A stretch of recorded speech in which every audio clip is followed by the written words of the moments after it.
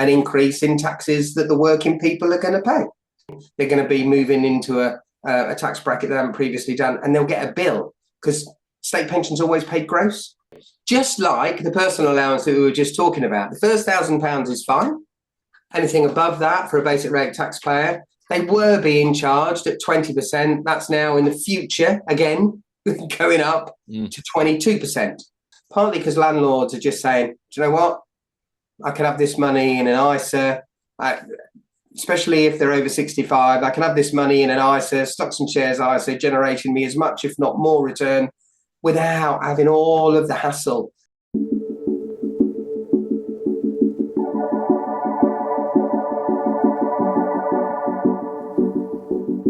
Hi, and welcome to the Money Minded podcast.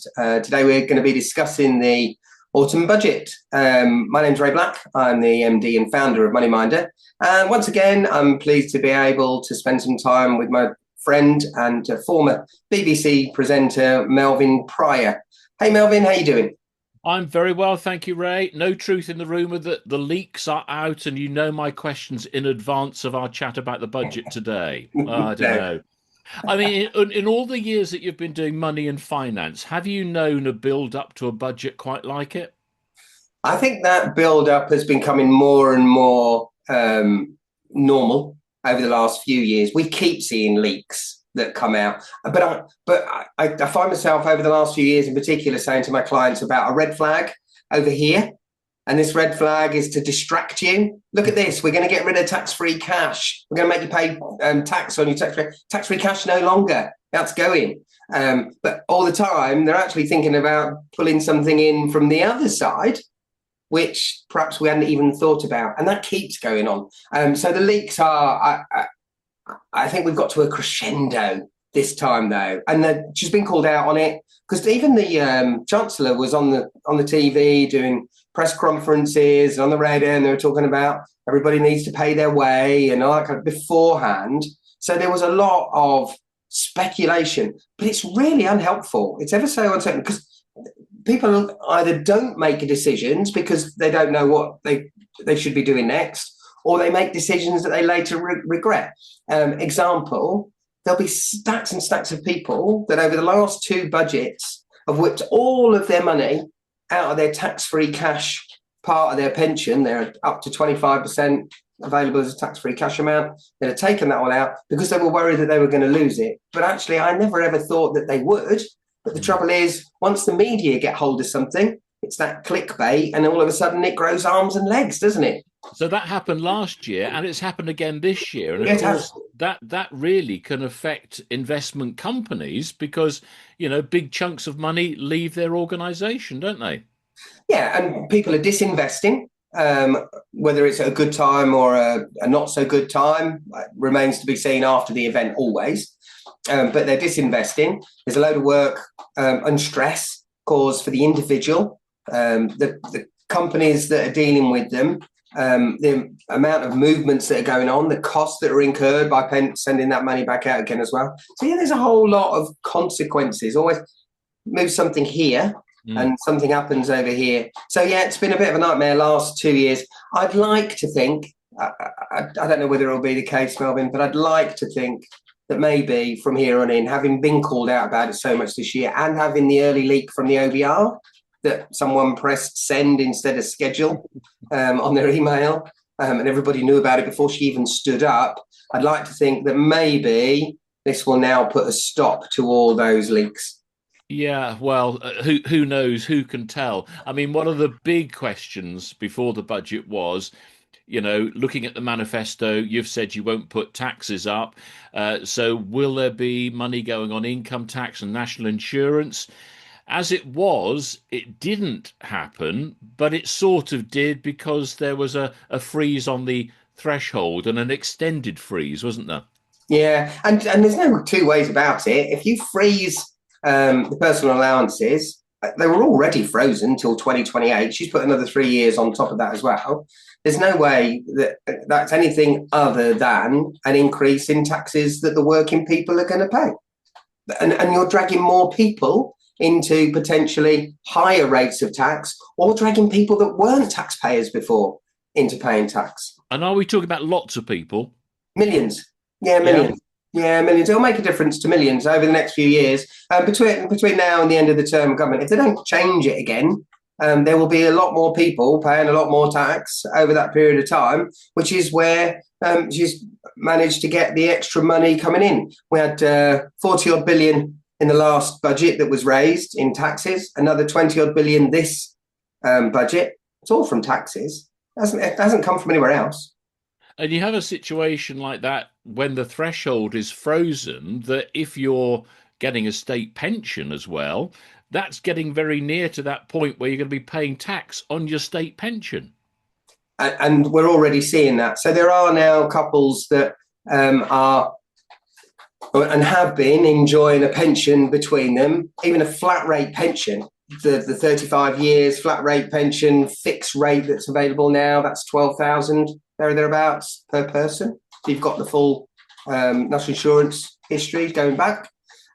So that's 12,000 a year coming in each year, but there's no tax to pay on that because the personal allowance is 12,570 and has been for the last few years.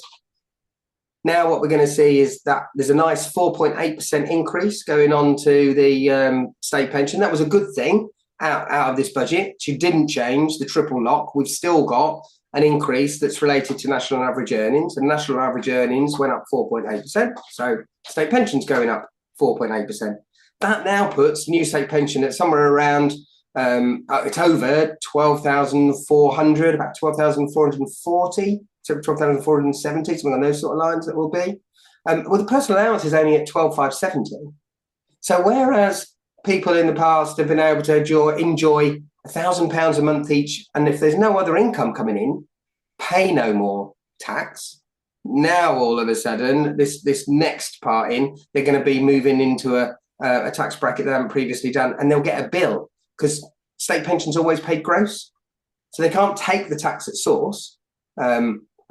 Not everybody understands that or realizes that that's the way they do it, but some people are going to get a bill now at a later stage that they weren't even expecting, and it could be a few £100s. So it's interesting on that because you could say then that the state pension people assume is tax free, but it isn't. It's going towards your allowance. So if you earn more than the state pension, you've got other pensions coming in. It's the amount above that threshold that you pay tax on. It is. So for a couple with 12,500 each coming in, which is pretty much what the state pension's going to be as from April 2026 for those with the maximum flat rate pension. No tax to pay because it's just within the allowance. But you put an extra £1,000 on top of that from another pension or a couple of £1,000 in from somewhere else, then all of a sudden it's that bit above that then they're going to get starting to get taxed at 20%. Now, if it's savings income, potentially they're also going to get taxed at a higher rate now because they've changed that on this budget as well. Now, interesting, you've just reminded me of something else when we talk about the thresholds. When you talk about the basic tax rates as well, I heard somebody else talking about this the other day, and there's a confusion over once you go into the next tax band, whether you pay all of your income on that higher rate or whether it's just the bit that tips you over into the top bit. It's just the extra, isn't it? It is, yeah. So basic rate, personal threshold, as we were just talking about, is 12,570. If you're earning 13,570, if that's what your income is, then it's the £1,000 above the 12,570 that's being taxed at. If it's income from a pension, that'll be 20%. In the same way that if you are fortunate enough to be earning somewhere close to or just over the higher rate threshold, the higher rate threshold's at 50,270. So if you go over a couple of thousand, 5,000, say, it's the 5,000 above the 50 that gets taxed at 40p. The rest is still at 20p. Yeah. Interesting the way sort of all those things are, because once you go over a certain bracket, and I've heard other people talk about this, if they happen to be earning over £100,000, for example, they can lose other benefits that they might have got if they're earning less. So it makes it, questionable as to whether it's worth them actually working and earning that extra money. That'll be a really big thing coming up, I suspect, as well, for those that are fortunate enough to be earning over 100,000. That the bracket between 100,000 and 125,000, that say that's £10,000 above 100,000. I mean, I know we're talking really high earners here, but that £10,000 is at 60 odd percent tax bracket, because they're now starting to lose all their personal allowance as well, because they're deemed high earners. So because they're high earners, they pay more tax, which sometimes is, and I genuinely get it. There are 90% of the population that will be more than happy for a 100,000 plus earner to be paying more tax. But it could also be argued that that £100,000 earner plus is earning over 100,000 for a reason. They're particularly good at what they do. They've got particularly good skill sets. They've spent a lot of time at university or taking extra qualifications in working life. So there's a reason why they're earning that. And it could be argued that they actually contribute quite a lot to the tax system, because someone who's earning less pays less, someone who's earning more pays more. But when you get over that 50,000 bracket, there's not anywhere near as much left. For every pound you earn over that 50,000, you're now starting to pay probably 40, 50p tax. It's 50p to 55p, actually, to be fair, just on that part. And again, I understand completely that the 90% of the population will be more than happy with that, because it's them paying the tax rather than me paying the tax. I get that. I completely understand that.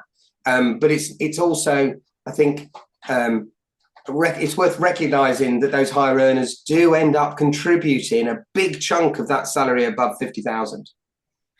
Staying with pensions and that side of things at the moment, so she didn't do away with the 25% tax-free element of taking money out of your pension. Were there any other changes as far as pensions are concerned?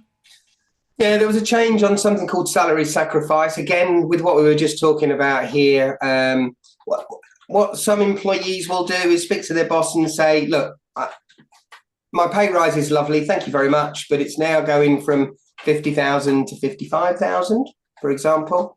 Rather than having the £5,000 just in pay, I'd really, because I'll pay tax and an eye on that, and we've just said it's a chunk, it's a big chunk out of that extra 5,000 that goes in NI and tax as an employee, let alone what the employer pays as well on top of that. So rather than having it like that, what I'd actually like you to do is put £5,000 in my pension, please, and I'll keep my earnings at 50,000 just underneath that higher bracket. The advantage of doing that is that there are things that you can only apply for, like marriage allowance, where one partner will give up 10% of their tax codes because they're not using it. Might be that it's either the husband or the wife at home looking after the kids, and the other earner is the big earner. So they're not really using their personal allowance. And if you're a basic rate taxpayer, you can give up some of your personal allowance to your spouse to enable them to earn a little bit more and not pay quite so much tax. So their tax code effectively goes up. This £5,000 above the 50 that now wants to go into pension, keep as a salary sacrifice, means that there's no national insurance for either employer or employee, and keeps the individual on basic rate tax. Now they've said, we're not doing that anymore. We're going to just allow you to salary sacrifice a maximum of £2,000. That's all. So that same individual, pay rises, 10% pay rise, say, it's gone from 50 to 55.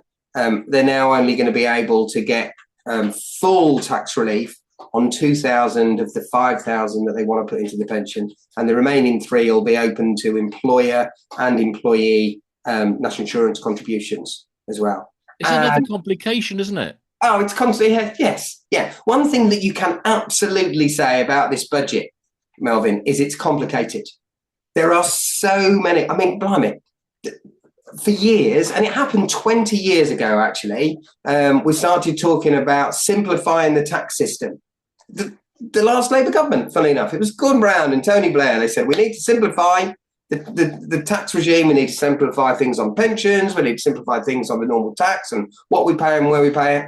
And I kind of knew as soon as they started using words like simplification, I would probably be all right in my job for a few years yet.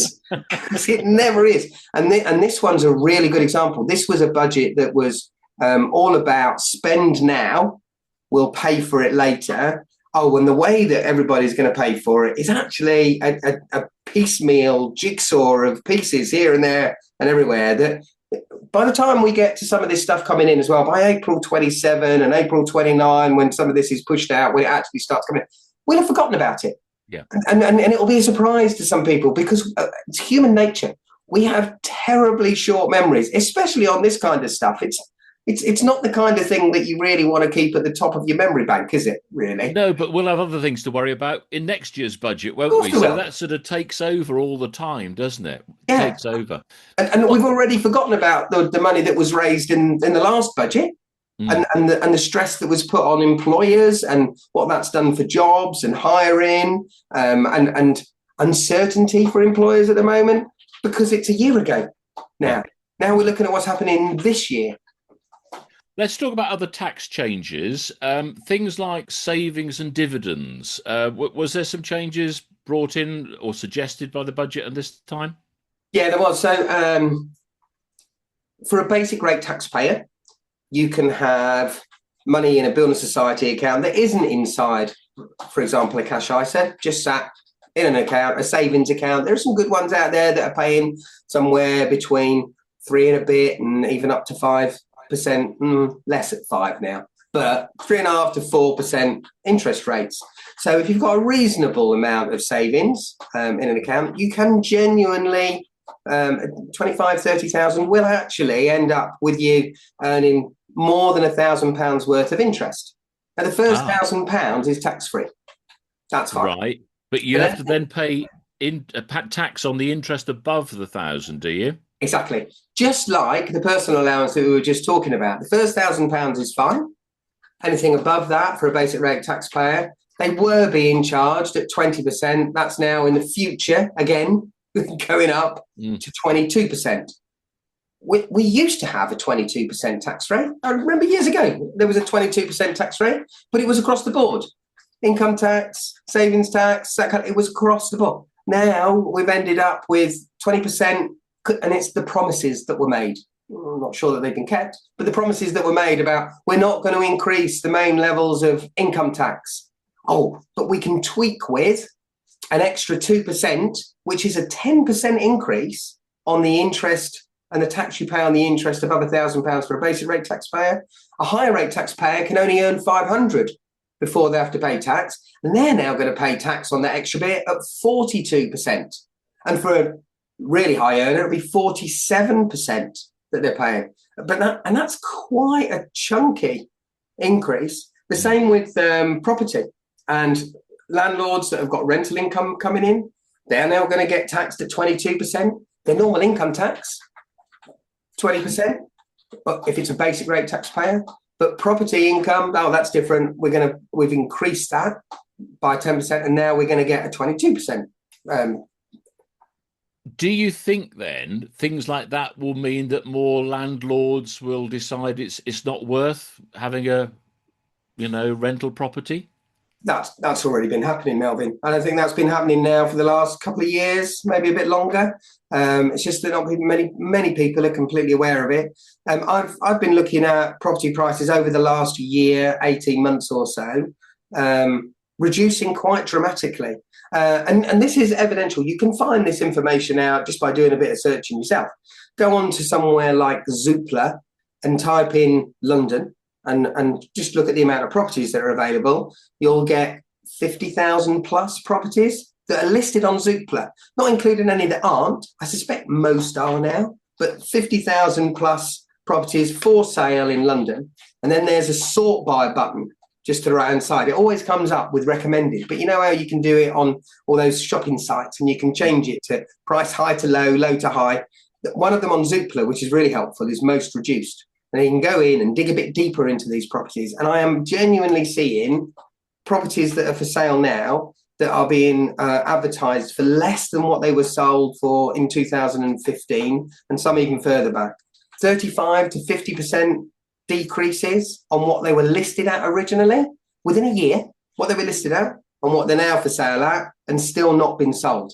And even some of those really big properties in London as well. I think on Rightmove, there's about 55,000 properties for sale in London at the minute, around that number. Lincoln, our local city, lovely city as it is, 1,000 properties plus for sale in Lincoln at the moment. Again, switch it down to most reduced. You'll see properties that a year ago were being advertised at over 200,000, now down to less than 150, 140,000 as well.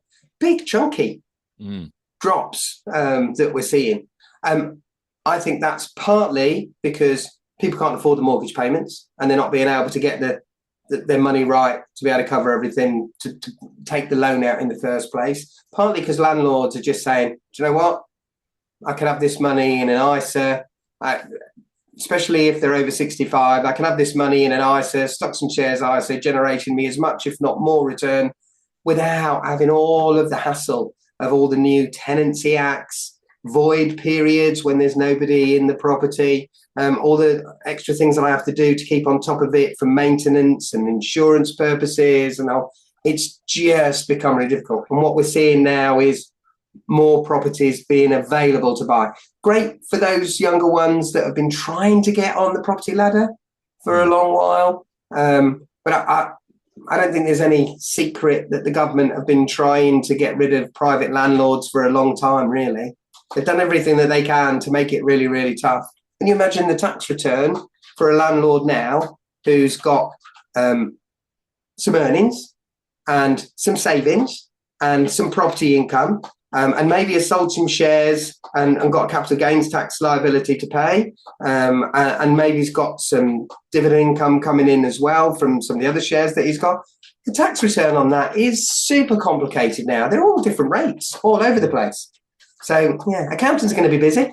Indeed, yeah. Staying with property for a bit, there was talk about they calling it the mansion tax, but it doesn't actually have to be a mansion to fall into this bracket. But it was going to be like a set charge, wasn't it? If you had a property over, 2 million, something like that? 2 million, and the highest bracket goes up to 5 million. But above 2 million, I think it's a £2,500 surcharge that will go on. But again, complicated. The whole thing's complicated. So how do you know that it's worth 2 million or more? You've got to have a valuation.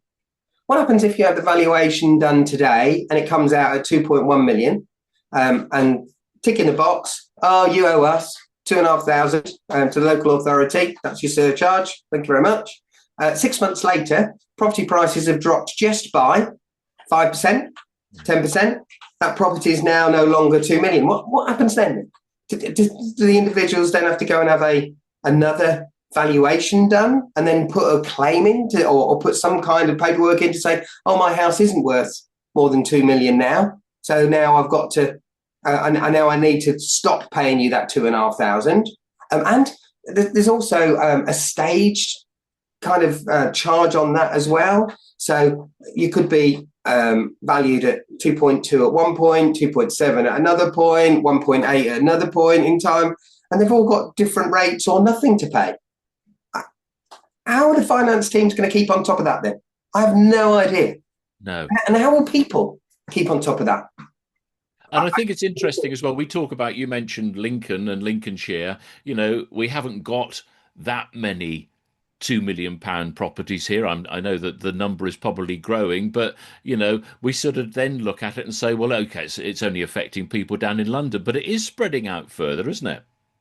Yeah, and I think, one of the things that we've had to contend with in the past, which is why the corrections come in at the moment as well, is that property prices have been climbing and climbing and climbing. And unfortunately, we live in a world where our parents say to us, and it's across the board pretty much, most important thing you can do, son, daughter, get yourself on the property ladder. You need to own your own house. You need to, and we are a nation of homeowners, unlike some of the Europeans that are quite happy to rent and or have mortgages that last for 3 generations. And the older ones live at the bottom of the house and the younger ones live at the top because there's the stairs to deal with for them. So it's just a different way of doing things. But we are a nation of homeowners and we love getting ourselves on the property ladder. But we're also a nation that over this last 3 or 4 years will have seen people that they took out 2% special rate, fixed rate mortgages a couple of years ago at 2.3%, or I saw one recently under 2%. Now, variable rates up at 5, 6, 7, 8%, even in some places. Sevens is probably variable rates, more likely. Fixed rates at 5, that's double. So you imagine someone who was 3 years ago paying £750 a month on their mortgage. It's very reasonable that now they've got them off of a fixed rate deal, they could now be paying £1,500 on the same mortgage. I think that increase in property prices has been driven by low interest rates previously. And what we're seeing now is the correction from higher costs for borrowing as it is. Let me just throw something else in then. Interest rates. What do you think is going to happen with interest rates? Are they coming down, do you think? More than likely. But they'll come down as a result of it all getting tougher, Melvyn. Because that's what they do. It's a really blunt instrument. The central banks will increase and reduce interest rates depending on what's going on in the economy. We've just had this spend now, pay for it later budget going on, and there's nothing in there about growth as it is. Not really. Even the OBR have come out and said there's nothing in there about growth. Oh, and I don't know whether you saw today there was a comment that the Chancellor has been lying to us about the need for more taxes. There wasn't anywhere near as big a hole as what was expected, and the OBR is saying that all this extra taxes is to put more money in her back pocket rather than actually cover a big black hole of money that she hasn't got. It's about spending more. Now, if the government is spending more, big government, big taxes, they go hand in hand. And if profits for the companies are reducing because they're having to spend more on minimum wages, the national insurance contributions now as they are, that kind of thing, the economy starts to slow down. And that's exactly what the OBR are forecasting. It's been all right this year because everybody was buying a load of stuff prior to the Trump tariffs coming in. So that pushed up income for this year at the early part of this year. But the next few years, they're forecasting that growth is going to go down. When growth goes down, they need to stimulate it. So what happens is the Bank of England come along and say, oh, we're going to lower interest rates. We're going to put them down and reduce the cost of borrowing because we want you to go out and spend, please. Off you go. That in turn causes inflation. And we get in this huge loop, round and round and round. More taxes, less money coming in, less profits for the companies, more inflation. And so it goes on. So until something changes, we just seem to be going around in this similar loop. So the answer to your question is yes, I think interest rates will probably come down, but it will be as a result of the Bank of England trying to stimulate the economy and reduce the cost of borrowing because people haven't got quite as much left in their back pocket now than they had previously. Talking of back pockets, it seems to be that a lot of these changes are to give the Chancellor more, do they call it headroom? Yes, what's that? Just surplus cash in case something happens? Exactly that. Yeah, that's what the headroom is. We've got this spending figured out. We know what it's going to cost for that. We know what it's going to cost for this, but we can't foresee for things that we don't know about.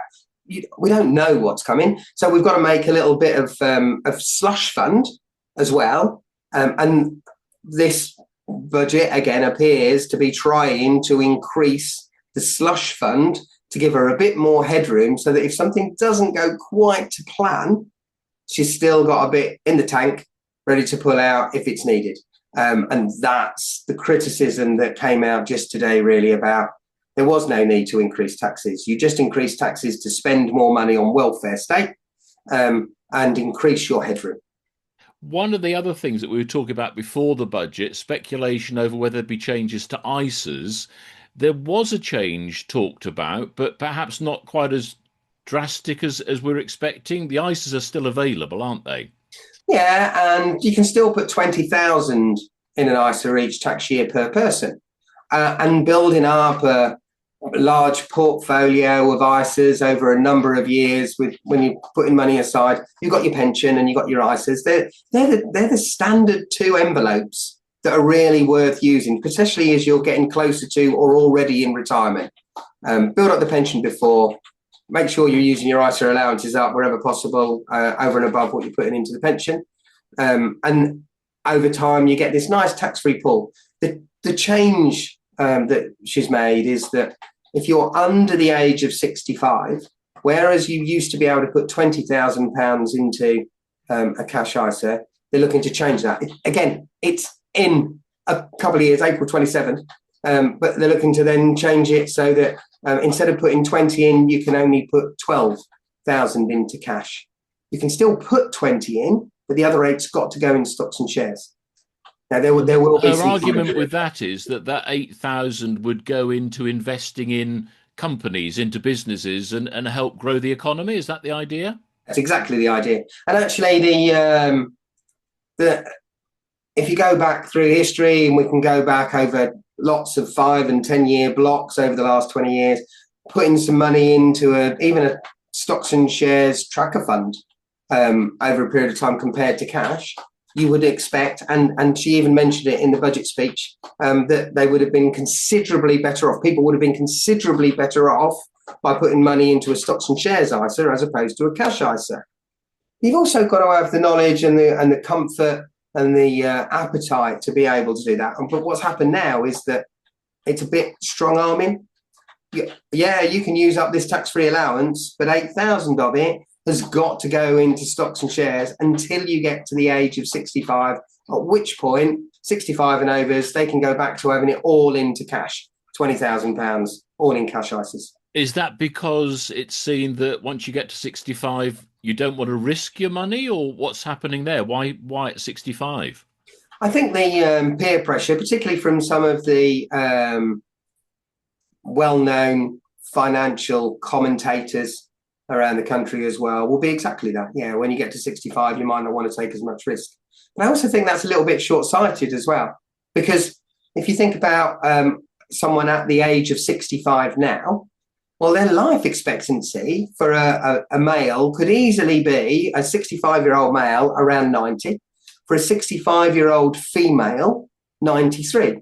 And there will be someone watching this podcast saying, oh, no, that's terribly wrong, Ray. I've seen it on the ONS. And the life expectancies are in the 80s, and yeah, that might be right. The ONS tend to do that. When they do their life expectancies, they tend to do it from age 0, being a baby, to end of life. So, yeah, 80s, you'll find some of those statistics somewhere in their 80s. Even then, it's 20 plus years, isn't it, from 65? That's a long investment horizon, even at that. But the reason why as you get older, the life expectancy goes up, is that everybody that was likely to pass away before 65 they've gone, that's that. So when you get to 65, your life expectancy has gone up because you've outlived all the ones that died earlier. Hence, as you get older, your life expectancy actually goes up because you got to this point. Well, we got here. So you want to still be getting a good return on Absolutely. your investments, don't you? Yeah, of course you do. So converting everything to cash at 65, which some people feel as though they need to do, or I can't terribly be an investor because I'm retired now. That's not a really good way to look at it. And in actual fact, when you think about the expenses that go up towards the end of life, there's a period in early retirement, expensive, fun times, holidays, going and doing stuff, getting out and having a good time. That's what you should be doing. And you need a reasonable amount of income. And hopefully those savings are working hard enough to pay for those holidays and the weekends away and the meals out with family and the special Christmas occasions or whatever else it is that you're going to do. Now you've got time to enjoy. And then things go a bit quieter, somewhere around the 75 to 85 often is a quieter period. Been there, done that, got the T-shirt. But then at 85 plus, it can become very expensive. The last thing you want is your money not making any money at all if you're now spending out £1,000 a week in care costs and such like. So actually, there are reasons to keep invested in that 65 to 90 period anyway, as long as you've got the capacity for loss to do so, and you're trying to get a good return. Maybe cash isn't the best place to be at all. Let's go to the other side of the coin. Okay, we've been talking about retirement, those sort of things. Minimum wage, that was increased. A lot of people welcoming that, but it does have a knock-on effect if you're running a business, doesn't it? Yeah, double-edged sword that. We've all experienced the increase in the cost of living over the last few years. You've noticed it on your shopping bill, on food bill. You've noticed it on your energy costs. We've all got through that. So putting the minimum wage up to make sure people are able to keep fed and watered and warm in their own homes or their rental homes or whatever it is. Yeah, okay, that seems a very positive thing to do. However, the other side of that coin is it's not just the individuals that are feeling the strains of extra costs. The businesses are as well. Last year, 40 plus billion raised in the last budget, and a big chunk of that was from companies that are now paying a lot more in employer national insurance than they were previously. And that's affected their bottom line. And it's straight off their bottom line. And then they've got increased wages last year. And again, we know that's coming this year. Basic minimum wage is going up from 12.21 to 12.71 for anybody in the right age groups and above. And they've all gone up. Even the 16-year-olds have gone up as well. So that's an extra cost. Where does that come from? That needs to be figured in to the prices that the company's costing. Otherwise, it's off their profit. And I remember years ago watching a video from again, one of these very well-known national financial commentators saying, these companies are out here to make a profit out of you, and I'm here to stop them. Which in principle sounds all right. It's a great soundbite.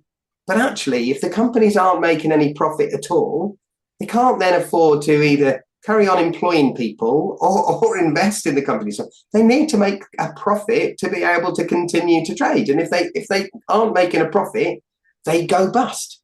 There are some huge bankruptcies that have just overnight gone very quickly in the last couple of months, particularly in the States as well. And we've seen more big retail brands go bust in the last 4 years than we saw in the 4 years of 07, 08, 09 and 010. And 010? 2010. And it's considerably more over this last 4 years, up to kind of October this year, than it was for those 4 years previously. So that strain of extra national insurance and extra minimum wages, it is a double-edged sword. And what we'll end up with, I suspect, is those companies that can continue and move forward will be putting their prices up to be able to pay for the extra national insurance and to be able to pay for the extra minimum wage. They'll have to put their prices up to cover it. And then we run this risk of people not being able to afford it because it's now been priced out of their bracket to everything. And again, it's that loop again. We just end up going round and round in a loop until someone stops and has a rethink.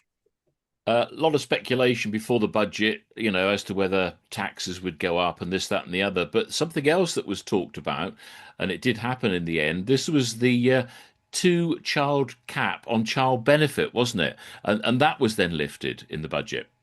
Yeah, it was. So it now means that those people with 3 and 4 children will now get extra benefits coming in to be able to make sure that they can keep their family in a lifestyle that's reasonable. And I mean, it was a very heartfelt, passionate speech from Rachel about the 450,000, I think was the number of children that they'll be lifted out of poverty by doing that. And that's all really wonderful.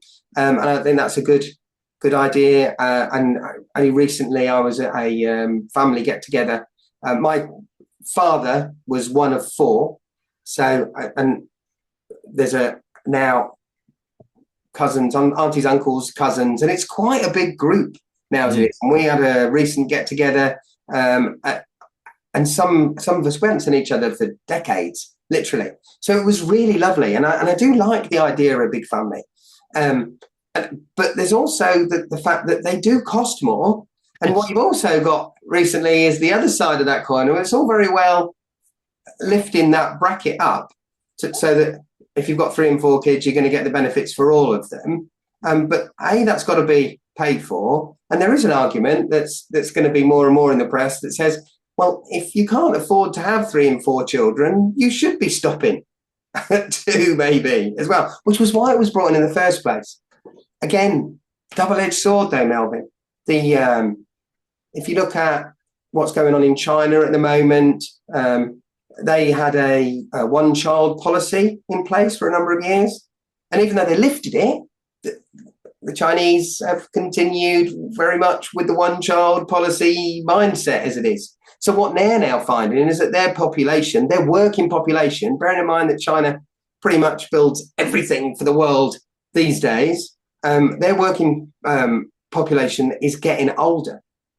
Who's going to replace the people working in the factories that are the manufacturers for the world when those older people aren't able to do it? Japan's had very similar scenario. Their demographics over the last few years, it's now one of the oldest populations in the world. And there's more 70, 80 pluses than there are small children ready to take over their jobs. I think the fastest growing part of our population in the UK at the minute is 85 plus, as it is. So who's going to do those jobs in the future? So again, there's an advantage to having 3 or 4 children, because we are going to need some people to look after us when we get old. Indeed. And to pay their taxes, to pay for us as well. Taxes, yeah, well. Absolutely, yeah. Lots of other things to discuss. We're scratching the surface, really, in our look at the budget. One of the other things that caught my ears, if you like, was the charge for electric cars. And basically, it's a road tax that's going to be based on the mileage that the electric cars travel. How on earth is that going to work? Okay, so you think about it, how on earth are you going to keep on top of that? The first thing is you say that's really complicated, because you're going to need to try and work out. It's threepence for per mile for an EV and 1.5p for a hybrid vehicle. How are they going to keep a tab of it? Well, possibly these are all newfangled cars now, and some of them connect up to your phone and all sorts. So there is potentially the ability to be able to see exactly what miles that you did do. I don't know.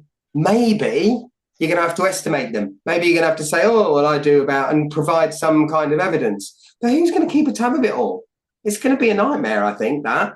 And I'm not sure whether it'll actually end up coming through in quite the way they said. And I also don't quite get why you've got 3p on an EV car, but only 1.5p on a hybrid.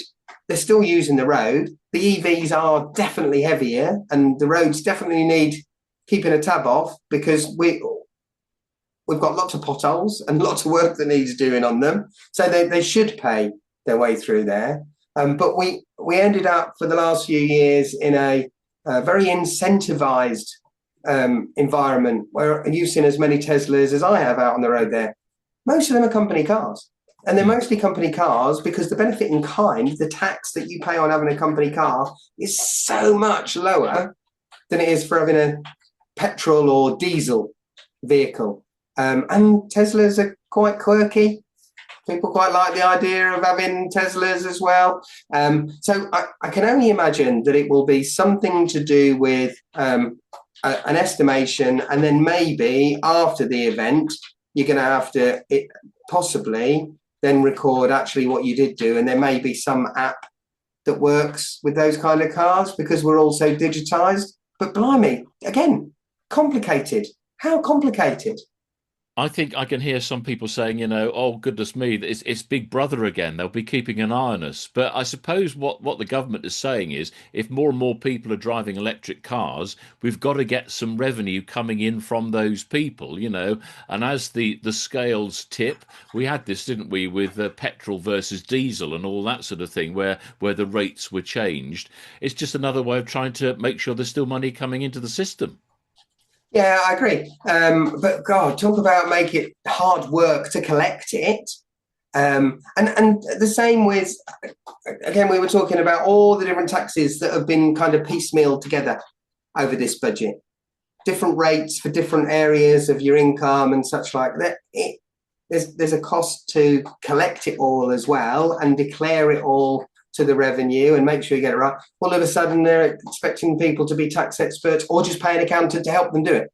Indeed. Fuel tax, the fuel duty, that was frozen, wasn't it? So I suppose there was some good news there for drivers.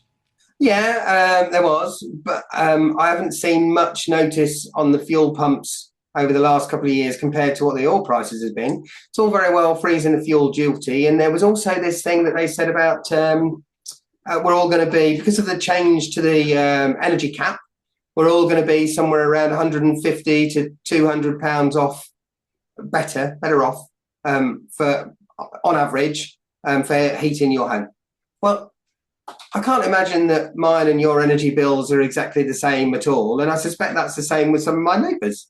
Well, this is it. You live in It's all luxury. You have a lovely warm home, don't you? I mean, I have to put an extra jumper on. yeah, yeah. I remember the ice on the inside of the windows as Oh, well when I oh, was. so do I. But so this whole idea of we think it'll save 150 to 200 pounds per year on energy costs there. I have no idea quite how they've managed to average that all out, because the cost of heating a small modern 2-bedroom home will be a lot different to heating a 4-bedroom home that was built in the 50s. So I'm not sure how they average it out right there across the way of the board. And also what actually determines both the cost of fuel at the fuel pump and the energy bills that we pay is the cost of the raw material, the oil barrels and the gas. Oil in June 22 was up at 128, 129 dollars per barrel. It's now down in its 60s again, 60s to 70s, something on those sort of lines. So there's been a remarkable or a significant reduction in the cost of oil and gas recently as well. I haven't actually seen that on my energy bill. Have you seen that on your energy bill? Neither at the petrol station either. You know, it goes up quickly enough, doesn't come down anywhere near as quickly, does it? Never seems to. So, I mean, it's nice. That's a lovely thing. Oh, we're not going to put fuel duty up again. Great. That's great. But there is so much of it. You think about what we pay for a gallon of fuel here compared to what you'll pay for a gallon of fuel in America and such like. There's a lot of difference between the two. And the Americans are the first to moan if their fuel prices go up because they're big cars. However, there is one element that might help with this that's more likely to reduce our fuel bills than anything else, hopefully, is that they're extending the oil fields in the North Sea to open up some new areas. If you take America again as an example, they think that they've got enough oil resources to provide the global oil needs for the next 70, 80 years, and even longer for gas globally. And they're opening up their shale extraction and such like, which we're very nervous about doing in this country. But what would be really, really helpful for our energy bills is if that we got all of that solar, wind, North Sea oil, potentially shale working as well, and we became more energy independent. That's our biggest cost, I think, the fact that we're not energy independent as well, and that should be what we're really working for. And it would help with that idea of grow, because everything that we've been talking about, Melvyn, is we've got this spend now and we'll tax you on it, but there's not a whole lot in that budget about growth. There's not a whole. If the OBR had come out and said there's nothing in there that says this will increase the national turnover, the GDP, by X, and this is going to generate more jobs, and this is going to generate more income to the country, I would be really happy if everybody was paying a £15 minimum hourly wage, and we were all paying a lot less for our energy, whether we're putting it in the car or whether we're using it to heat the house, whatever it might be. But there's changes need to be made to get there. And unfortunately, what we're not seeing is anybody actually taking those challenges on to make those changes to grow. Do you remember when we used to have the budgets, we used to get very excited about whether the price was going on alcohol and cigarettes for those that smoke and drink? You don't really hear much about that these days, do you? No, it's just disappeared, hasn't it? And it was the first thing. When BBC News would come on, and you'd end up with the penny on a price of a pint of beer and twopence on a packet of cigarettes and so much on hand-rolling tobacco. It was always the top thing, wasn't it? It would appear now, no, they've decided they're not even going to bother talking about it. And I didn't even get round to looking in the detail to see if there's anything else. It just hasn't been mentioned, has it, at all? No. Well, you still go in the pub. If you go in the pub and the price has gone up 20, 40p or whatever, if you've gone out for a drink, you're going to have a drink anyway, aren't you? You're not going to just walk out of the pub and say, no, it's too expensive. You're out there. You might have one less drink, perhaps. That might change, mightn't it? Yeah, or there'll be, which is not good, I don't think, but there'll be more people using the nationally well-known discount style establishments than the local pub. We've lost thousands of local pubs over the last 20 years or so. And I saw recently Brewdog had 17 pubs. They're from Aberdeen, Scottish brewer, done really well over the last few years. They had 17 pubs. They've closed 7 of them, which includes their Aberdeen flagship pub as well in the last few months too. Just shows it's because things are tight. People are struggling to go out and do that stuff. Maybe that's why fags and beer wasn't on the budget this time round. It's the 2 vices that we've still got left that are maybe not too bad to a price and shouldn't be going up. Indeed. I mean, what tends to happen with regards to the money markets and finance? Do things change straight after a budget? Are people anticipating what's going to happen? What's happened this time? This time around in particular, I think there's been so much leakage. There's been so much out there that markets have had time to consider it and think about it, and we've had a slow burn through. There's been a couple of dips in recent weeks, but we were expecting that anyway, just because markets have got so high in recent times. There has to be some corrections, but that's normal. That's normal part of investing. Things go down as well as up, and yeah, from time to time you'll see a 5 or 10% correction. That's completely normal. I don't think I've noticed quite so much over the last couple of years big sways or big movements because of budgets. I mean, we had that drop a couple of years ago that everybody still blames Liz Truss for, and it's constantly in the press about that. It wasn't actually to do with Liz Truss. It wasn't actually to do with her budget at all. There was stuff going on with the central bank. There was interest rates being put up and discussed over in America at the time. And 2022, sure enough, we had a 5,000% increase in interest rates, fastest ever in history. And we went from next to nothing to 5% in no time at all. That's what crashed. It wasn't a budget. There's nothing.